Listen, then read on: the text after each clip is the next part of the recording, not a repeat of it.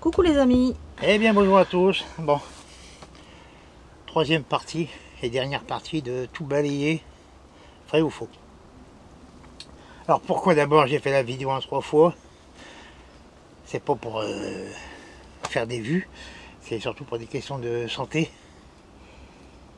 Parce que j'ai du mal à aligner 30 minutes ou 40 minutes de conversation face à la vidéo, face à la caméra, pardon. Oui. Voilà, toujours les mêmes problèmes de santé, j'ai pas de souffle. Donc ça revient pas. Et c'est comme ça. Hein, voilà. Donc du coup je l'ai fait en 3 fois parce que sinon parce que avec ce que j'ai, si je parle longtemps, j'ai la voix qui baisse. Et ça va finir par un monologue avec moi-même. Donc vous allez rien, plus rien entendre. Donc voilà pourquoi j'ai fait ça. Donc le dernier point que je voulais éclaircir aussi, c'est il pleut tout le temps dans le Pas-de-Calais. C'est vrai qu'il pleut souvent dans le Pas-de-Calais, mais pas partout. Voilà, nous, par exemple, nous là on est 2 semaines. Ouais, à peu près 2 semaines. Un peu plus de 2 semaines. Sans avoir une seule goutte d'eau. On a eu une toute petite averse, mais vraiment 5 minutes quoi. Ça n'a même pas mouillé le sol. Non, c'est même pas arrivé au sol, ouais, c'est sec avant d'arriver. Ça, c'est chiant avant. En fait, on a eu des gouttes sèches, ça arrive. Ah bah. Donc voilà, donc nous, c'est vrai qu'à l'intérieur des terres, ça, ils ont dégusté, ils ont pris de la flotte, et il y en a qui ont été inondés, tout ça. Mais nous, non. Sur la côte, pratiquement pas d'eau. Du moins pour notre coin, nous. Je voulais aussi revenir sur un autre point, c'est que la situation du jardin fait beaucoup. Ce que j'ai vu dans la première vidéo, que beaucoup disaient que j'avais des grosses salades, les pots étaient énormes par rapport à eux.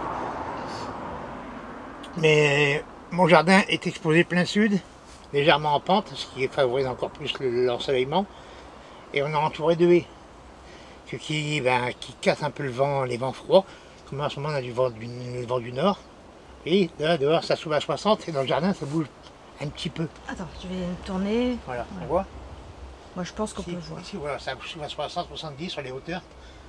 Et dans le jardin, on est abrité. Déjà, il y a la maison qui coupe les vents du nord. Donc c'est ce qui fait que moi j'arrive à avoir un petit peu plus d'avance par rapport aux gens du Pas-de-Calais. Mais c'est tout.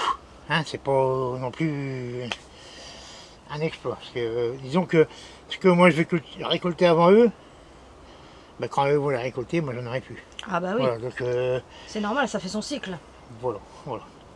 C'est un peu comme, je parlais d'Olivier, c'est un peu comme lui qui nous fait voir déjà ses cultures, ses récoltes. Mais il va arriver un moment où vous allez avoir les vôtres et lui il n'aura plus. Il va repasser à autre chose. Peut-être si ça continue à avoir comme l'année dernière, des gros chaleurs, lui le jardin sera cramé. Voilà, on a tous nos petits aléas, qui fait que chaque jardin est différent. Chaque région est différente et aussi chaque climat est différent. Donc il ne faut pas généraliser tout. Ça c'est pas bon non plus. Quand on prend je reviens sur le sachet de graines. Quand on prend un sachet de graines, les dates qu'il y a dessus c'est universel, c'est-à-dire c'est pour toute la France. Donc à chaque fois c'est à adapter à votre région. C'est pas parce que c'est marqué février, premier semis, que vous pouvez semer en février. Ici, si je prends l'exemple de la salade qu'on part piquer dehors, je la mets pas avant mars, sous abri avec un tunnel, sinon c'est pas avant avril. Voilà. Voilà, chaque région a ses avantages, ses inconvénients. C'est ce que je voulais aussi dire, c'est sur les préjugés et les idées toutes faites. Voilà, maintenant j'ai des questions, donc on va répondre aux questions.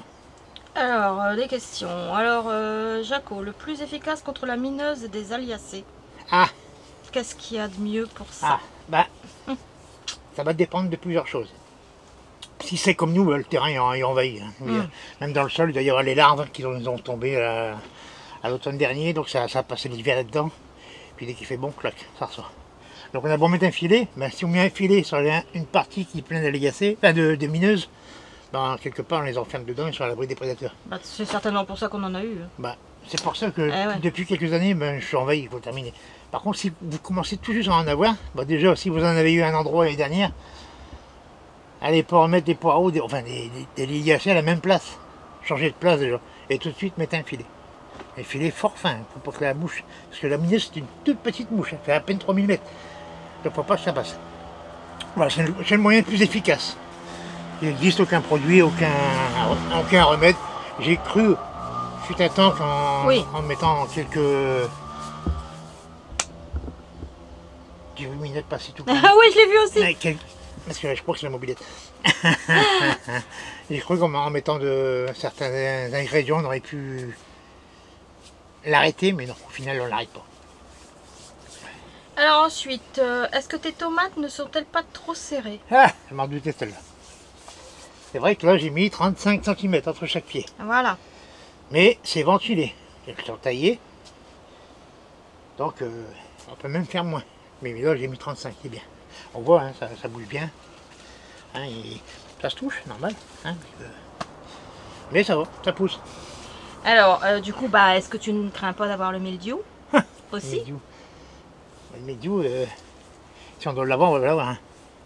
Il y a 2 ans, hein, il n'y a pas arrêté de pleuvoir. Et puis, il était bien espacé. Le mildiou est arrivé. Puis à une vitesse incroyable. Ça fait un carnage. Rien le matin, le soir, c'était mort. Le mildiou, c'est des spores. Alors que le pied soit serré ou écarté, s'il y a un coup de vent, les spores vont décoller. À l'intérieur, sur l'autre. Bien sûr, il faut que le vent soit dans le même sens. Hein. Mais si le vent est dans le bon sens, ça va vous envoyer les spores sur les autres pieds de tomates, et puis ça fait le travail.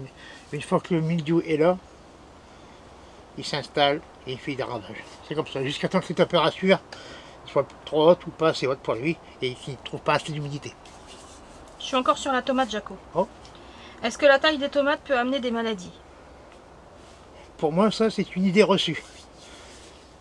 Pourquoi? Parce que dans ce cas-là, quand vous allez récolter vos tomates, vous faites des plaies. Donc, quelque part, ça peut faire rentrer la maladie aussi. Non, ça, pour moi, c'est une... Non, j'y crois pas trop. Et puis, ce qu'il faut, c'est pas tailler, bien sûr. On ne taille pas quand il pleut, on ne taille pas quand le temps est orageux. Tout à fait. Hein, là c'est les conditions idéales pour le mildiou. Voilà, puis si on commence à avoir du mildiou ici et là, mais on fait attention. On enlève tout ce qui est... D'ailleurs, souvent, ce qui est préconisé, c'est que quand le mildiou arrive, on enlève tout ce qui est malade. Mais si on enlève tout ce qui est malade, on fait des plaies. Parce que là. Et oui. Donc c'est un jeu sans fin. Et pourtant, on arrive à éradiquer le mildiou défaut. Tout dépend des conditions climatiques. Hein. S'il fait très sec et que les températures dépassent 30 degrés, le mildiou sèche. C'est simple. Par contre, si on redescend en dessous de 25, là c'est... ça repart. Voilà, c'est comme ça. Mais alors que on coupe ou qu'on ne coupe pas, c'est pareil, parce que souvent le mildiou il arrive souvent sur les feuilles. Oui, au début, voilà. oui. Donc sur mes feuilles, il n'y a aucune coupe. Alors je suis encore dans la taille, Jaco. C'est bon pour les tomates? Oui. C'est un mildiou. Hein. Sur le mildiou et... Donc, à chaque fois... Mildiou et la taille, si je t'ai parlé de la taille. Ouais, faut pas vous dire à chaque fois je vais avoir un mildiou. Parce que là, on ne fait pas de tomates. Est-ce qu'il faut obligatoirement tailler les cucurbitacées? Non. Alors quand je parle cucurbitacées, c'est en général, hein, parce que voilà, c'est pas mal de personnes qui se posent la question. Certes. On peut tailler les concombres pour qu'ils démultiplient sur plusieurs branches. Si c'est du F1, on laisse tomber, on laisse courir. Hein, ils sont conçus pour ça. Qu'est-ce qu'on a les cucurbitacées? C'est les courges, les potirons souvent. Oui, c'est... Quand on voit qu'on en a assez, on voit qu'il y a assez de fruits sur les plants. On peut réduire le feuillage pour éviter que ça propage et puis que ça prend d'énergie sur le pied. Et est-ce qu'on peut faire la même chose pour les courgettes quand il y a beaucoup de feuilles, beaucoup de... Courgettes, on ne taille pas des courgettes. On ne taille pas les courgettes. Sauf si c'est des grandes coureuses, pareil. Si vous voyez que ça commence à partir trop loin, vous les pincez, ça va partir ailleurs. Ouais, ça va repartir sur des autres tiges. Mais bon, en majorité, on ne taille pas. On va y courir. Il y en a trop si vous en avez mis pour planter trop, peut-être. Ah, peut-être. Alors, attends, parce que là j'ai fait mes questions tout décalées. Que penses-tu des purins et à quel moment les utiliser? Quand je dis purin, on passe par toutes les sortes de purins. Hein, purins, ortie, voilà. bourrage, consoude. Est-ce qu'ils peuvent tous avoir la même utilisation en fait? Non. Ah non. Non. On parle du purin d'ortie, c'est pour l'azote. On parle du purin de consoude, c'est pour la potasse. C'est ce que je veux savoir. On peut faire du purin de tomate pour éloigner la pierride. On peut faire du purin de rhubarbe pour éloigner les pucerons. C'est pour éloigner, je dis, hein. Pas pour tuer, pour éloigner. C'est pour embrouiller les pistes. En fait, on pulvérise du purin de tomate sur les choux, comme ça les pyrides, ben, c'est un papillon la pyride. Voilà, ils sentent pas les choux. Ou moins. Hein, et le purin de rhubarbe, c'est sur quoi? C'est pour les pucerons. C'est pour les pucerons. Voilà. Et puis le purin d'ortie, ben, c'est pour donner de l'azote. Et puis voilà. Donc il avait même dit... Et à quel moment les utiliser par contre? Il y a un moment précis où on peut le faire automatiquement pour prévenir justement de ne pas avoir de pucerons, de ne pas... Faire du préventif. On peut toujours faire du préventif, il n'y a pas de mal, à condition que ça soit bien dosé. Il ne faut pas mettre du purin d'ortie pur sur des plants, ça, ils ne vont pas aimer. Hein, toujours bien dilué pour faire un peu de prévention. Hein. Mais sinon, tout ce qui est légumes, feuilles, choux, salades, épinards, ça va arriver dans votre assiette. Donc attention avec les purins, ne pas trop en mettre non plus. Hein, et puis surtout quand il s'agit de savon noir, tout ça, sur des salades, sur des choux, sur des épinards. N'oubliez pas que vous allez manger vos légumes. Voilà, ça va se manger, donc tout à fait. Évitez de vous foutre des goûts bizarres sur les légumes, quoi. Ça va vous changer les goûts, c'est sûr. Bon, alors là c'est ma dernière question, Jaco. Ah. Qu'est-ce qui t'agace le plus sur YouTube? Ah, j'ai jeté mon calepin. Ouais.